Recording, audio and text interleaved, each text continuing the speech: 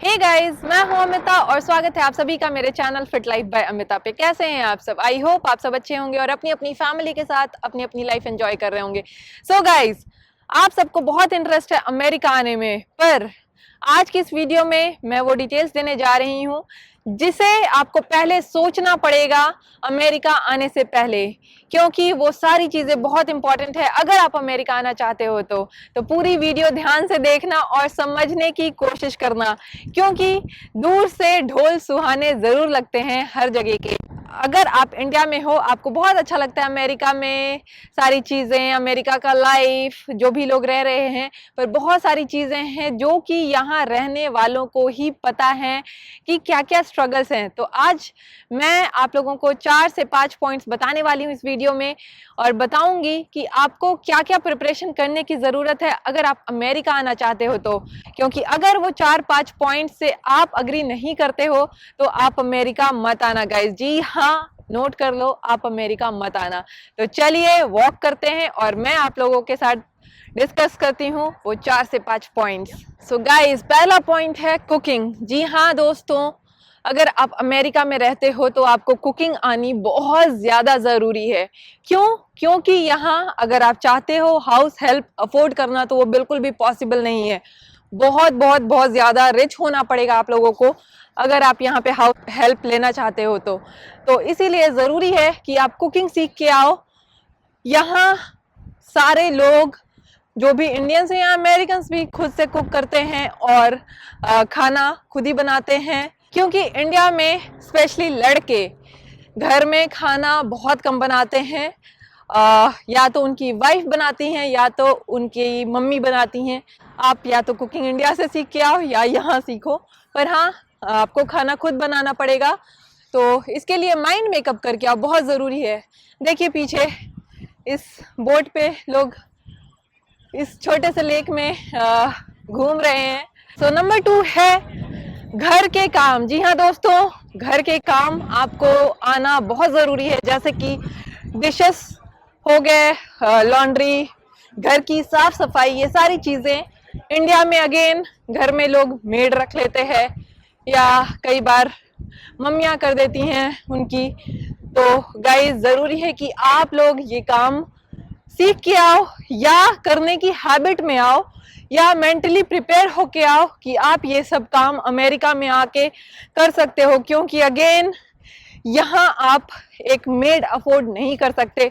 बहुत महंगा है सब कुछ, जो भी यहाँ सर्विसेज हैं वो बहुत महंगे हैं। तो यहाँ सारे काम, जैसे मैं भी कहती रहती हूँ, हमारे घर में भी सारे काम हम दोनों लोग मिल के करते हैं। ऐसा नहीं कि हमने कोई मेड रखा है या हाउस हेल्प रखा है। तो सारे काम आपको खुद करने होंगे, तो मेंटली प्रिपेयर होके आना कि आपको काम सारे खुद करने हैं गाइज यहाँ अमेरिका में। Number 3, driving. जी हाँ दोस्तों, ड्राइविंग मोस्टली इंडिया में लड़कों को तो आती है, पर लड़कियां थोड़ा कम ड्राइव करती हैं। तो लड़कियों के लिए ये पॉइंट बहुत ज़रूरी है कि ड्राइविंग आपको आनी चाहिए। क्यों? सेम रीज़न, कैब आप अफोर्ड नहीं कर सकते हमेशा हर रोज़, और पब्लिक ट्रांसपोर्ट यहाँ बड़े बड़े शहरों में बहुत है, पर अगर आप बड़े बड़े शहर, मतलब 4-5 शहर ही हैं जहाँ बहुत अच्छे पब्लिक ट्रांसपोर्ट्स हैं, जहाँ आप बसेस ले सकते हो, मेट्रो वगैरह ले सकते हो। पर ज़्यादातर जो सिटीज़ हैं वहाँ पे आपको कार लेनी होगी और जिसके लिए आपको ड्राइविंग आनी चाहिए। सो ज़रूरी है आप ड्राइविंग सीख के आओ या यहाँ आके सीखो, तो मेंटली उसके लिए प्रिपेयर होके आना। नंबर 4 गाइस, यहाँ बहुत अनसर्टेनिटी है, जैसे कि जो भी वीज़ा होते हैं उसका एक रिन्यूअल प्रोसेस होता है। तो मैक्सिमम 3 साल के लिए आपका वीज़ा अप्रूव होता है, फिर बार बार उसे रिन्यू कराना होता है। तो इसीलिए ज़रूरी है कि आप मेंटली प्रिपेयर होके आओ कि रिन्यूअल के लिए आपको जाना पड़ सकता है हमेशा इंडिया, और काफ़ी अनसर्टेनिटी है कि अमेरिका में आप हमेशा सेटल नहीं खुद को मान सकते हो, कभी भी आपका वीज़ा रिजेक्ट हो सकता है। तो उसके लिए भी आपको प्रिपेयर रहना चाहिए हमेशा, क्योंकि कई बार क्या होता है, लोग इंडिया जाते हैं, उनका वीज़ा अप्रूव नहीं होता है और उसके बाद उन्हें इंडिया में ही रहना होता है, और जो भी अमेरिका में उनका सामान है या जो सारी चीज़ें उनके दोस्त बेचते हैं, सारी चीज़ें सेटल करते हैं। तो ये बहुत बड़ा अनसर्टेनिटी है अमेरिका के अंदर हम सारे इंडियंस के लिए या बाहर की कंट्री के लोगों के लिए, इमिग्रेंट्स के लिए। तो इसके लिए भी मेंटली हमें प्रिपेयर रहना पड़ता है गाइज।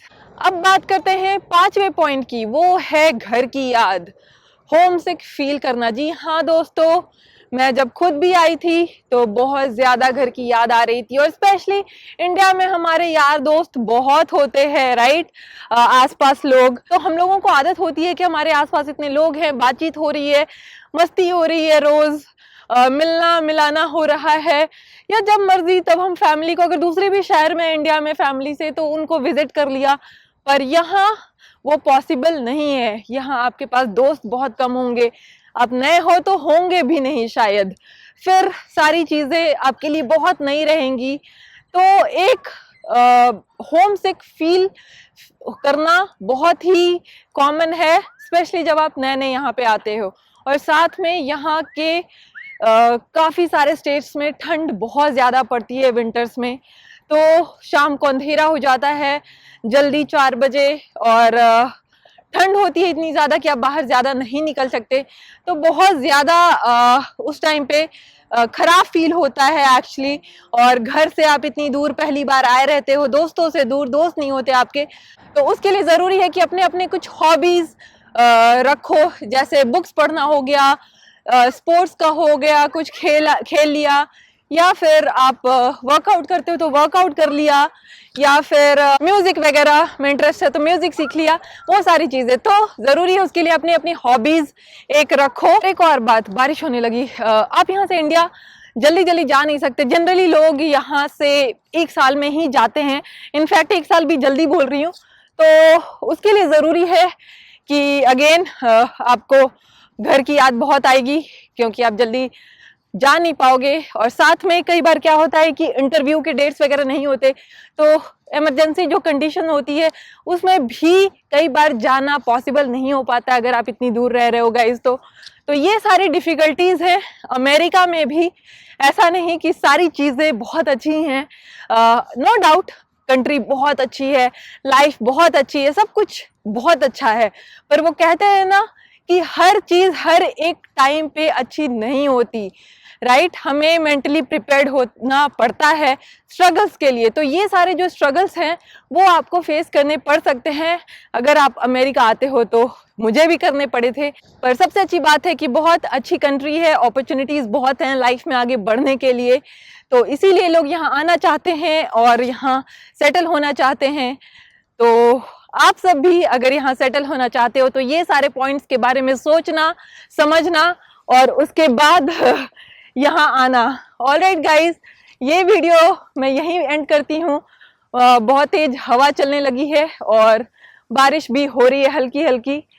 आई होप कि आप लोगों को ये वीडियो अच्छी लगी और मैं कुछ इन्फॉर्मेशन दे पाई आप लोगों को इस वीडियो में। मैं इंस्टाग्राम पे भी काफ़ी एक्टिव हूँ, फोटोज़ वीडियोस डालती रहती हूँ, तो अगर आप सब चाहें मुझे इंस्टाग्राम पे फॉलो करना तो मेरी आईडी है फिट लाइफ बाय अमिता, वहाँ जाएं, फॉलो कर लें। सो मिलती हूँ आप लोगों को अगले वीडियो में, तब तक के लिए stay happy, stay fit, bye bye.